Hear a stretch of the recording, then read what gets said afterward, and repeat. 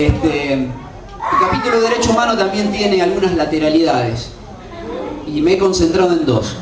Una es cómo trató el nazismo a la discapacidad, que es un tema bastante doloroso, por ahí muy poco tocado. El nazismo produjo 200.000 víctimas entre personas con discapacidad y fueron los primeros, antes que los judíos, antes que los gitanos, antes que los homosexuales. Y fueron de alguna manera como el nazismo experimentó con las personas con discapacidad para producir la carnicería que produjo después. Lo que aparece en el libro son estas dos figuras que son campañas publicitarias que hacía el gobierno nazi para tener la posibilidad, para convencer a la gente de que había que liquidar a las personas con discapacidad. Una es esta y una es esta. Ahí van a ver la campaña que hace el gobierno de Hitler cuando dice el costo de las personas genéticamente enfermas con consecuencias sociales. Entonces en un cuadro pone un asilo de personas con discapacidad y lo que valdría mantenerlos y cómo con esa plata se podía construir viviendas para trabajadores, justificando la masacre que iban a producir. Pero bueno, también tiene otra lateralidad, que es cómo trató la dictadura argentina la discapacidad. Y acá vamos a ver una parábola muy impresionante. En 1971, una época de pleno, digamos, militancia, de furor por la militancia, se funda en Argentina el movimiento de lisiados peronistas, que casualmente lo integra un chileno, que se llamaba José Poblete. Un chileno que había tenido un accidente ferroviario en Chile se vino a rehabilitar a la Argentina por el alto nivel que tenía en ese momento el Servicio Nacional de Rehabilitación. Ahí se junta, junto con otras 200 personas, mujeres y varones que estaban rehabilitándose, fundan este movimiento y empiezan una lucha por reivindicación social. Cuando empieza la persecución de la AAA, el movimiento de lisiados peronistas se disuelve y forman ellos un movimiento cristiano a la luz del documento de Puebla, que es un documento de los obispos latinoamericanos en la ciudad mexicana de Puebla, inspirados en el Concilio Vaticano II. Y con ese movimiento, en 1974, logran la ley del famoso cupo del 4% en el Estado, que ahora parece tan moderno, que parece reciente, pero es de 1974, que no solamente crea esa ley, la que ahora es llamada Comisión Nacional de Discapacidad, sino que la ley del cupo laboral.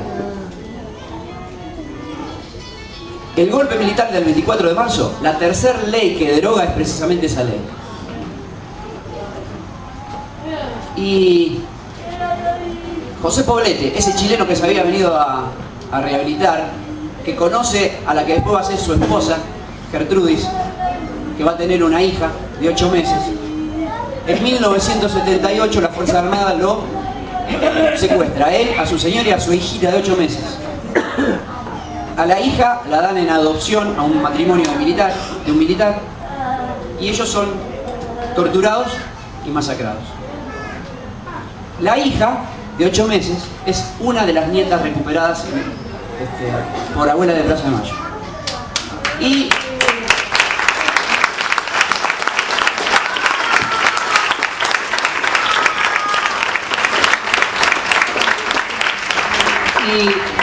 lo más sorprendente para el colectivo de la discapacidad y para la vuelta esta, es que ese caso Poblete, de ese chileno que había venido y de su señora, fue el caso que tomó la justicia para formar los argumentos que definitivamente terminaron con la ley de obediencia debida y punto final. Así que mirá hasta dónde la discapacidad tiene que ver con los derechos humanos, hasta en la lucha. Bueno, el último capítulo tiene que ver con la inclusión. Discapacidad, derechos humanos, inclusión. Entonces nosotros definimos lo que venimos charlando desde hace mucho tiempo.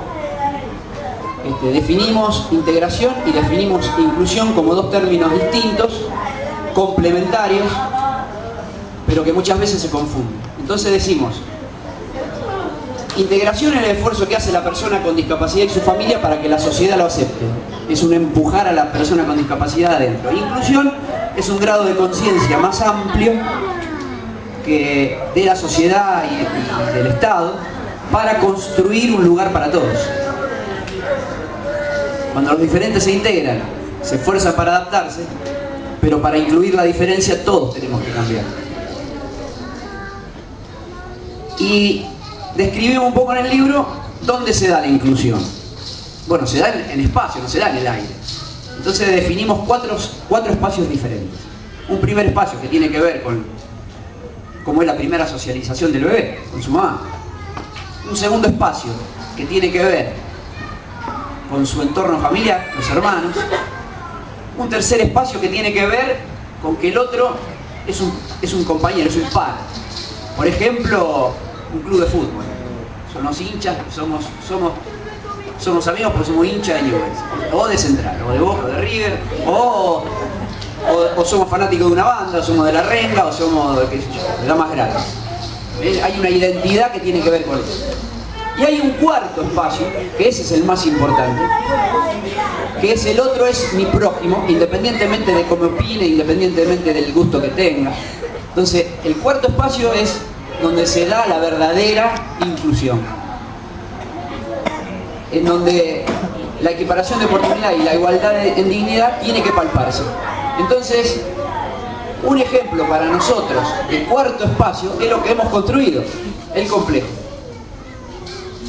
El complejo es un proyecto colectivo en donde están involucradas las personas con discapacidad y sus familias, pero no la persona con discapacidad, el papá y la mamá, nada más, no, porque acá está incluido los hermanos, los abuelos, entonces el concepto familiar es mucho más amplio, pero también están los profesores con un amplio compromiso, porque hace falta eso también. La sociedad, en el complejo trabajan 164 personas con discapacidad y casi 200 personas sin discapacidad. Esas personas sin discapacidad que vienen, es la sociedad que se está involucrando. Hay empresas privadas que aportan y está el Estado, porque en definitiva esto es del Estado. Y nosotros eso lo reivindicamos permanentemente, porque si el Estado no estaría presente, esto se convertiría en algo privado y termina en otra cosa.